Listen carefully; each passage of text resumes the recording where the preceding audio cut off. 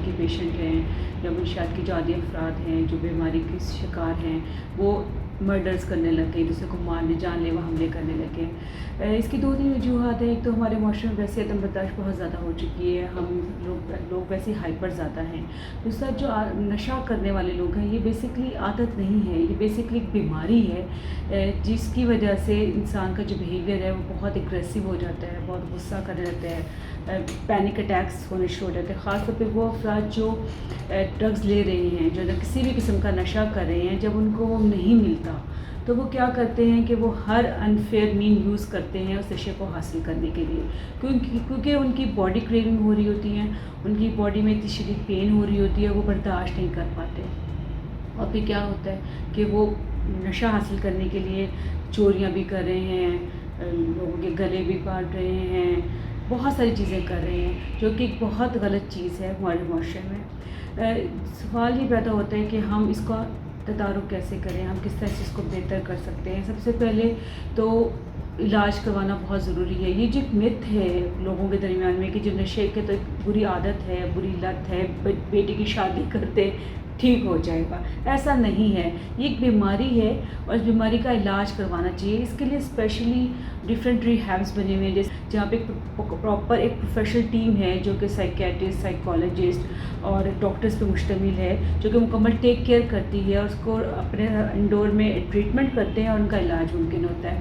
ہوتا کیا ہے کہ لوگ ہمارے پاس آتے ہیں اور وہ کہتے ہیں کہ جی ہم نے فلاں جگہ سے ہم نے علاج کروایا، فلاں جگہ سے علاج کروایا اور ہمارا بچہ تو پھر ایڈکشن کا شکار ہو گیا۔ بیسکلی بیماری ریلیپس ہونے کی بیماری ہے، اس میں ریلیپس ہوتے ہیں، لیکن جہاں پہ بھی ایک پروفیشنل ٹیم ہوگی جو کہ پراپر علاج کر رہی ہوگی، جو کہ پراپر گائیڈ لائن دے رہی ہوگی، فیملی کاؤنسلنگ بھی کر رہی ہوگی، بچے کی بھی کاؤنسلنگ کر رہی ہوگی یا کسی بھی پیشنٹ کی کاؤنسلنگ کر رہی ہوگی، وہاں پہ ریلیپس ہونے کے چانسز بہت کم ہوتے ہیں۔ ہمارے پاس سائیکالوجسٹ ہیں، ہمارے پاس ڈاکٹرز ہیں، ہمارے پاس 24 گھنٹے اویلیبلٹی ہوتی ہے کہ اگر پیشنٹ ہمارے پاس آتا ہے ان کو دیکھا جاتا ہے کہ ان کی بی پی چیک کیا جاتا ہے، ان کی شوگر چیک کی جاتی ہے، ہر چیز کو چیک کیا جاتا ہے۔ تو جہاں پروفیشنل ٹیم ہوتی ہے وہاں ریلیپس کے چانسز بھی کم ہوتے ہیں اور وہاں پہ گائیڈ لائن پراپر ہوتی ہے، پراپر میڈیسنز دی جاتی ہیں۔ تو اگر پراپر علاج کروایا جائے تو اس کا تدارک ممکن ہے اور علاج ہوتا ہے اور لوگوں کو اسیس نہیں کر پاتے اس چیز کو۔ ضرورت سمجھ کے لوگوں کو گائیڈ لائن دی جائے کہ کون سے منشیات بیسکلی ہے کیا، کس طرح یہ امپیکٹ کرتی ہے ہیومن بینگ پہ اور کس طرح اس کی فزیکل ہیلتھ ڈیمیج ہوتی ہے، کس طرح سائیکولوجیکل ہیلتھ ڈیمیج ہوتی ہے۔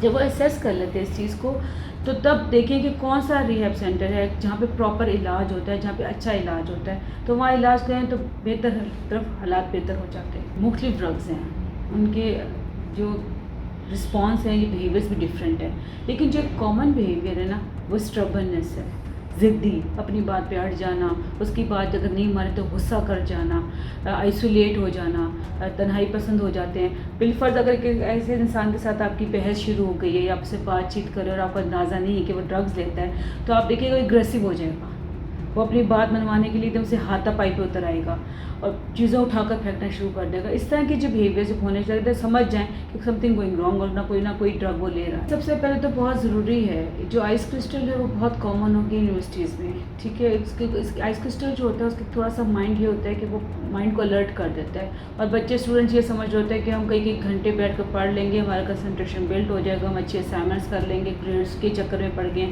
ایک ریس لگی ہوئی نا کہ ہمارے گریڈز اچھے ہونے چاہیے، ہمارا سی جی بھی اچھا ہونا چاہیے۔ اس چیز نے لوگ بچوں کو، اسٹوڈنٹس کو خاص طور پر آئس کرسٹل لینے پر مجبور کیا ہے۔ اس میں سب سے پہلے تو یہ جو اسکول لیول پہ آ کر ایک باقاعدہ پروگرامز ہونے چاہیے، ورک شاپس ہونے چاہیے جہاں بچوں کو بتایا جائے ڈرگز ہے کیا اور کس طرح امپیکٹ کرتی ہے، کس طرح آپ کی سائیکولوجیکل اور فزیکل ہیلتھ کو ڈیمیج کرتی ہے۔ بچوں کو جب شروع سے پتہ ہوگا سگریٹ از اے گیٹ وے، اگر آپ کے سگریٹ پینا شروع کر دی ہے، ٹھیک ہے، آپ کے بچے نے سگریٹ پینا شروع کر دیا، وہ اس گروپ کو جوائن کر لے گا جہاں اسموکنگ ہو رہی ہوگی، اس گروپ میں ایک بچہ چرس پی رہا ہوگا، پھر اس کو کہے گا نہیں تم یہ فلیور ٹرائی کرو، اس میں تم زیادہ انجوائے کرو گے، وہ چرس کا گروپ بن گیا، پھر چرس کے گروپ میں ایک کوئی آئس کرسٹل لے رہا ہوگا، آہستہ آہستہ یہ چیز سٹارٹ ہو جاتی ہے۔ سگریٹ از اے گیٹ وے، جب بچہ سگریٹ شروع کر دیتا ہے تو پیرنٹس کے لیے ایک الارم ہے، ان کو اس پہ سوچنا چاہیے کہ کیوں شروع کی ہے اور اس کو روکنا چاہیے۔ دیکھیں لا اینڈ آرڈر تو ہونا ضروری ہے۔ سب سے پہلے تو منشیات کی اتنی اویلیبلٹی کیوں ہے، سب سے پہلے تو یہ دیکھنے کی ضرورت ہے کہ منشیات کی اویلیبلٹی کیوں ہے اتنی زیادہ، اس کی روک تھام کی ہونی چاہیے سب سے پہلے. تو اس کی روک تھام ہوگی تب بھی پولیس کچھ کر سکے گی. سب سے پہلے تو دیکھیں جی اس کو روکا جائے گی، یہ بالکل کامن ہر جگہ نہ مل سکے، اس کو روکا جائے. اگر کوئی باعث افراد اس کی پشت پناہی کر رہے ہیں اس کو بھی روکنا چاہیے. تھوڑا سا پہلے تو بیلنس رکھیں کہ جی نہ ہو. اب پولیس ایفرٹ کر رہی ہے تو پلیز ضرور کرے. بدقسمتی ہے ہماری کہ ایسے چیزیں ہو رہی ہیں، لیکن لا اینڈ آرڈر کے بغیر ہم منشیات پہ قابو نہیں پا سکتے انٹل کہ ڈاکٹرز بہت محنت کر رہے ہیں، ہم لوگ سب جو ہے والے بہت محنت کر رہے ہیں، پیرنٹس بھی محنت کرتے ہیں. کوئی پیرنٹس نہیں چاہتا کہ ان کا بچہ جو کسی ڈرگس کا شکار ہو، لیکن اوور آل گورنمنٹ کو ہائی لیول پہ اس پہ کام کرنا چاہیے، اس کی روک تھام کے لیے کام کرنا چاہیے، تبھی چیزیں بہتر ہوں گی. بہت سارے کیسز آتے ہیں، تھوڑا سا ہم کوشش کرتے ہیں پرائیویسی کو مینٹین رکھیں. ایک کیس آیا تھا جو کہ بہت ویل آف تھا اور وہ بڑی زمینوں کا مالک تھا وہ بچہ، اور اس کے فادر کی ڈیتھ کے بعد سارا وہ ٹیک کیئر کرنا شروع کیا اپنی زمینوں کو. تو اس نے ہوا کیا کہ وہ غلط آپ سمجھتے ہیں منشیات کی بیماری میں پڑ گیا، اور اس کے بعد اس نے وہ زمینیں بیچی شروع کر دی، کرائسس آ گیا، بہنوں کے معاملات کافی خراب ہوئے. اس طرح کے کئی کیسز ہوتے ہیں جو فائنینشلی ہٹ سے لے کر غصے میں بہت سارے عمل کیے ہوتے ہیں انہوں نے. سم ٹائم سائیکوسز آ جاتے ہیں، جو بہت زیادہ پیشنٹ ہوتے ہیں جو مسلسل منشیات کا استعمال کرتے ہیں تو سائیکوسز ہو جاتے ہیں ان کو. کچھ سوسائڈل تھاٹس بھی آنا شروع ہوتے ہیں، سوسائڈ کی کوشش بھی کر رہے ہوتے ہیں. مختلف چیزیں، مختلف قسم کے مختلف کیسز ہوتے ہیں. ہیومن مائنڈ پہ منشیات یہ نہیں دیکھتی کہ یہ عورت ہے یا مرد ہے، اس نے ایک ہی طرح کام کرنا ہے. ٹھیک ہے، جہاں ڈیزاسٹر مردوں کے ساتھ ہوتا ہے وہی ڈیزاسٹر عورتوں کے ساتھ بھی ہوتا ہے. عورتوں کے ساتھ انفارچونیٹلی یہ ہوتا ہے کہ وہ مس یوز بہت ہوتی ہیں. ٹھیک ہے، ان کا منشیات کے چکر میں لوگوں کو ٹریپ کرتے ہیں، ان کا مس یوز بہت زیادہ کرتے ہیں، ان کی ویڈیوز بنا لیتے ہیں، کچھ بے شمار چیزیں ہوتی ہیں، ان کو ریپ ہو جاتے ہیں. اس طرح کی چیزیں بہت زیادہ ہوتی ہیں. تو یہ کامن ہے، مرد اور عورت دونوں میں ایگریشن تو دونوں میں کامن ہے، وہ غصہ زیادہ ہوتا ہے لوگوں کو. اچھا دیکھیے، ایک بات سمجھنے کی ضرورت ہے. میں نے تو اپنی 10 سال سے میں کاؤنسلنگ اور اس فیلڈ میں ہوں.